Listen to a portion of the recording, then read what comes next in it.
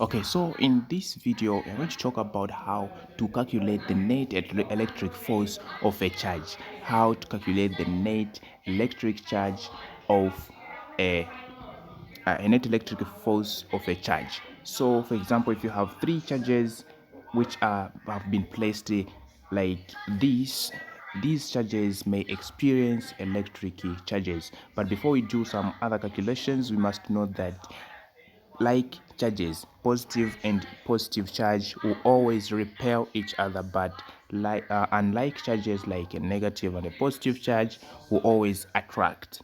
That principle, please know it. Know it. Okay, so we have this question here which says particles of charge, positive 75, positive 48 and negative 85 microcoulomb are placed in a line. They are placed in a line, as you can see here. They are placed in a line. Okay, so the center one is 0.35. The center from each of these is about 0.35 meters, so they are 3.05 meters from each other. And the question is, calculate the net force on each charge due to the other charge. Calculate the net force.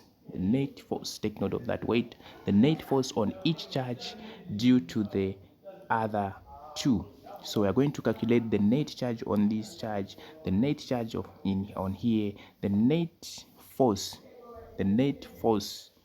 at each charge. So the net force here, the net force there, and the net force at that charge there.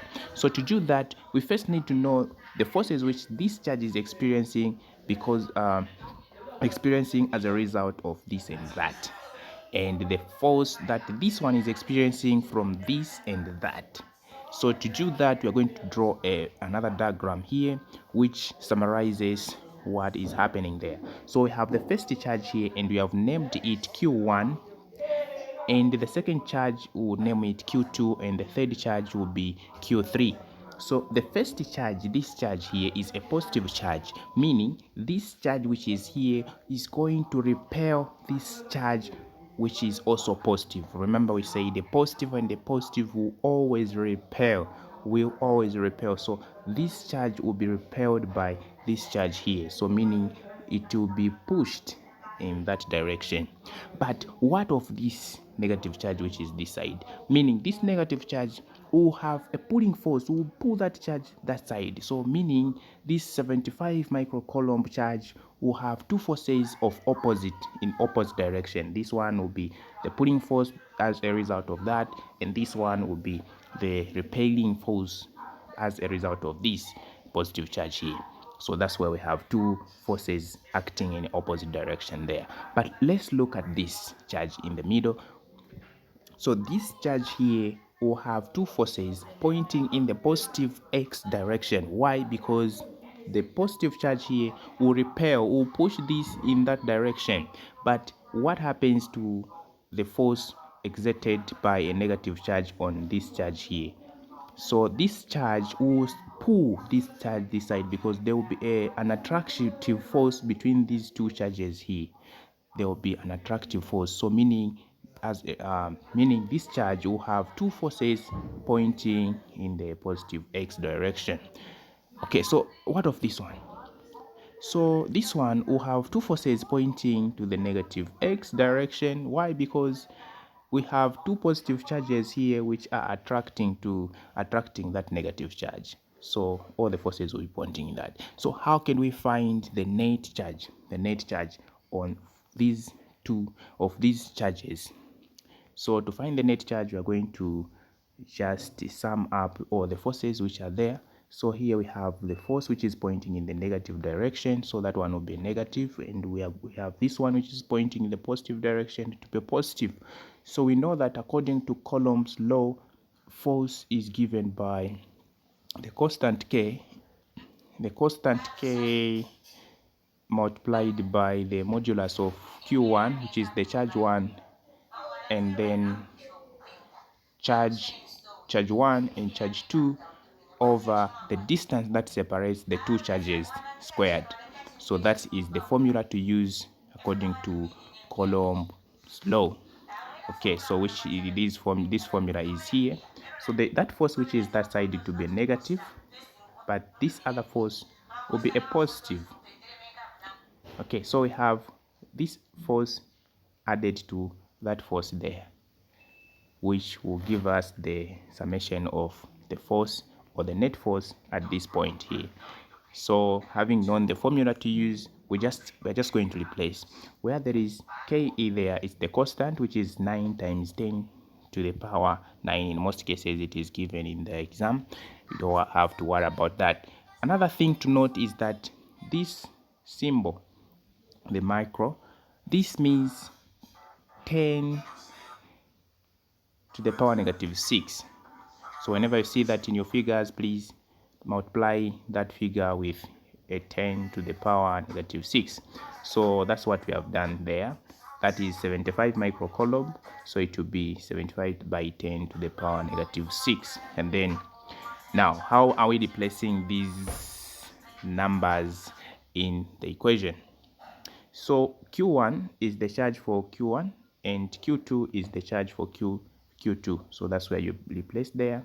But remember, this force which is pointing in the negative x direction, it will be negative. So over our r squared, which is the distance between these two charges here. Remember, we have Q1 and Q2 in this formula here. Okay, so for Q1 and Q3, meaning the force which is being experienced as a result of Q3, this side, will be, the distance will be this distance here plus that distance there, which will give us 0.7 there. So that's what we are going to use here, the distance that separates the two charges. Okay, so this force is as a result of that. So the distance will be from here to there. So that's the distance, 0.7 there. And then we replace it in this formula here. So we are going to have Q1, which is the charge for Q1, which is 75 times 10 to the power negative 6. And then we have 85, which is the charge for that charge there.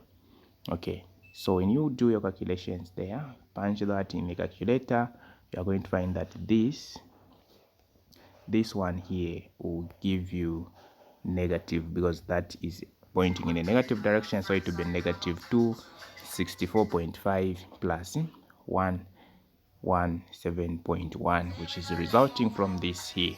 And your final answer should be negative 1.5 times 10 to the power 2 newtons. Okay, so that's the answer for the first charge, which is this charge here. So this charge, the net force on that charge will be negative, So for the second charge, which is this charge here, which is Q2, we have all the forces pointing in the positive direction, so we're going to add those positive forces. That will be the net charge on charge Q2. Okay, so that charge will be the force the force 1-3, which is the force exerted by 1 on 3, and the attractive force of Q3 exerted on Q2. So to add those forces, we use this formula, which is the Coulomb's law's formula.